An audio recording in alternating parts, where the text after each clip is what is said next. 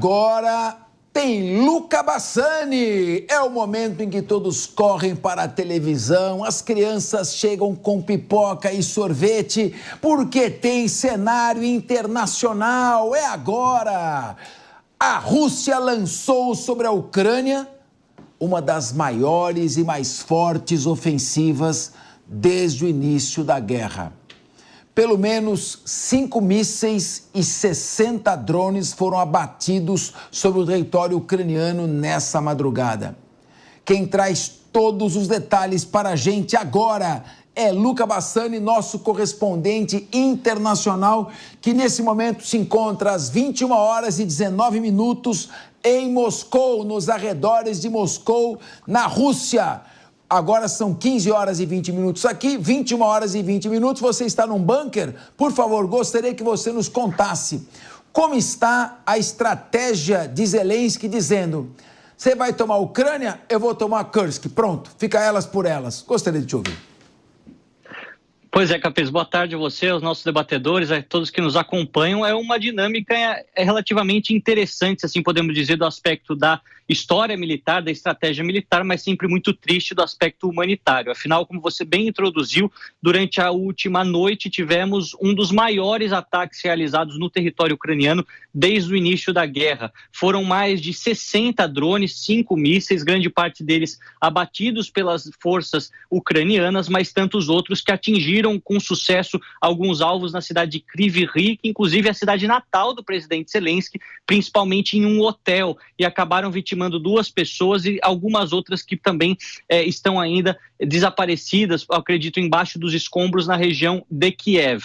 Isso é apenas uma repetição daquilo que já tínhamos visto um dia anterior, onde Zaporídia, Lutsk e também Kiev foram atingidos em grande parte da sua infraestrutura energética. Então, os russos e grande parte dos bloggers russos têm dito que essa é a primeira fase de uma espécie de retaliação militar pela incursão dos ucranianos na região de Belgorod e Kursk, como você também colocou, e que continuam aqui. Inclusive, o próprio presidente Zelensky diz que os ucranianos ainda detêm o controle de cerca de 100 povoados, vilarejos, cidades na Rússia, nesses 2 oblastes, nesses 2 estados, se assim a gente pode dizer na linguagem brasileira, e a gente percebe que é uma situação em que os ucranianos detêm territórios dentro da Rússia, ao mesmo tempo em que os russos continuam avançando dentro da Ucrânia, principalmente no oblast de Donetsk, inclusive a cidade de Povrovsk, que é uma cidade não muito distante de Avdiivka, né? Nós falávamos bastante de Avdiivka aqui no mês de fevereiro, março, uma localidade completamente destruída e foi conquistada pelos russos.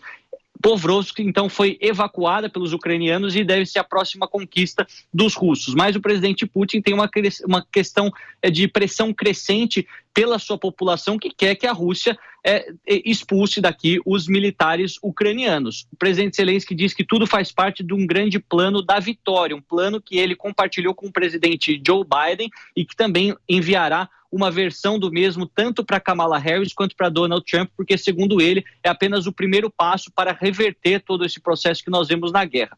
Aquilo que temos é, de fato, informações contraditórias algumas vezes, muitas delas não conseguem ser verificadas, mas a Rússia ainda controlando 18% a 21% do território ucraniano, seja Lugansk, Donetsk, Kherson, Zaporídia, e os ucranianos também controlando entre 800 e 1.000 quilômetros quadrados dentro da Rússia, algo que não acontecia no país desde a Segunda Guerra Mundial. Então, é um movimento importante que merece a nossa atenção aqui da nossa audiência, porque era algo que ninguém esperava. Mas sabemos do poder de fogo que tem a Rússia, né, é superior à Ucrânia, e a dependência que os ucranianos têm dos ocidentais. Então, essa guerra que começou de forma assimétrica, com a Rússia muito mais poderosa, foi se tornando um pouco mais igualitária com os armamentos da OTAN, mas por conta da chegada dos mesmos, né, muitas vezes há atrasos nesses armamentos, a Ucrânia não consegue reagir na mesma velocidade e os russos acabam avançando ainda mais. A gente vai ficar aqui de olho, mas as implicações geopolíticas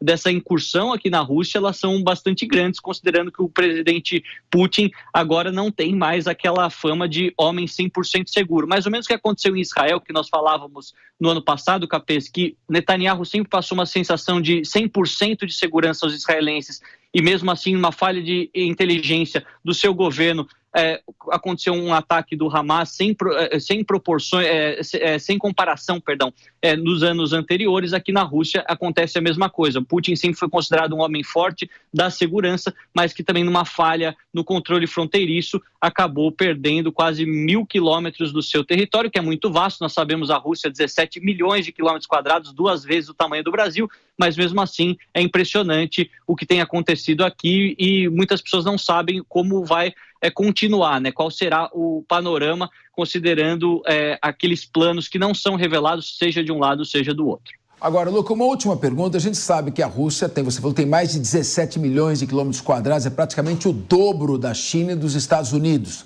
E só tem 142 milhões de habitantes espalhados por aí. Então, há um espaço, um vácuo muito grande entre essas cidades. Mais ou menos quantos soldados ucranianos estão ocupando essa vasta área e qual o grau de dificuldade para que eles sejam expulsos?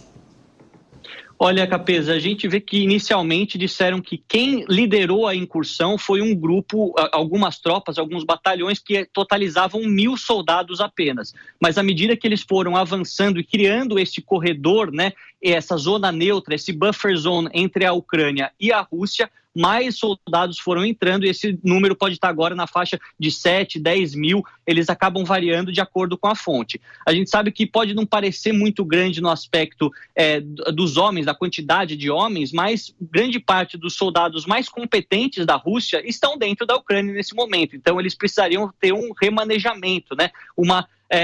Uma mudança de estratégia de trazer esses grandes generais, esses soldados mais habilidosos, mais experientes para cá, para expulsar os ucranianos e depois voltar para a Ucrânia para continuar com a sua estratégia. Mas, ao mesmo tempo, os mais habilidosos ucranianos que ainda sobreviveram estão aqui. Então, a gente está vendo duas forças praticamente simétricas nesse momento, além da dificuldade dos russos de controlar toda essa região. A gente fala aqui, e você bem colocou, apesar de ser um país muito grande, não tem grande população. A densidade demográfica da Rússia ela é muito baixa. Então, mesmo que você tenha um armamento mais potente para recuperar todos esses quilômetros quadrados, leva tempo, leva também muitos esforços humanos, né? Muitos soldados tendo que empurrar os ucranianos ao mesmo tempo, além também de muitos armamentos que neste momento acabam faltando. A guerra não tem sido barata, não tem sido fácil para nenhum dos lados. Apesar da vantagem russa, os russos também perderam centenas,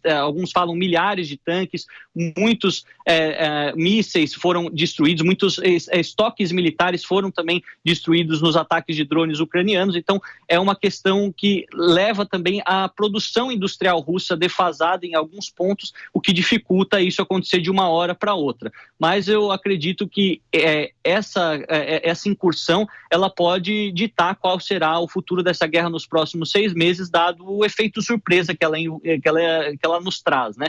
Muitos países ocidentais que estavam cambaleantes em relação à sua ajuda à Ucrânia, mandar mais dinheiro, mandar mais armamentos, e pensavam em parar caso acontecesse uma mudança no poder em Washington, agora já consideram continuar apoiando a Ucrânia porque eles se mostraram competentes nessa operação. Não sabemos se ela de fato dará certo, se ela durará por muito tempo e poderá facilitar a retomada de territórios na própria Ucrânia, mas é algo que chama atenção, afinal estamos falando do talvez segundo maior exército do mundo, que é a Rússia, muito potente, a maior potência nuclear do nosso planeta, então é um golpe que veio despercebido e acabou de fato interferindo na moral dos soldados russos nesse momento.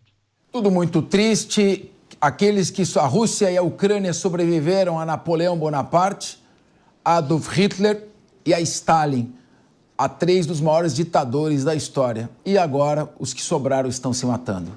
Muito obrigado, uma boa noite para você, Luca Bassani.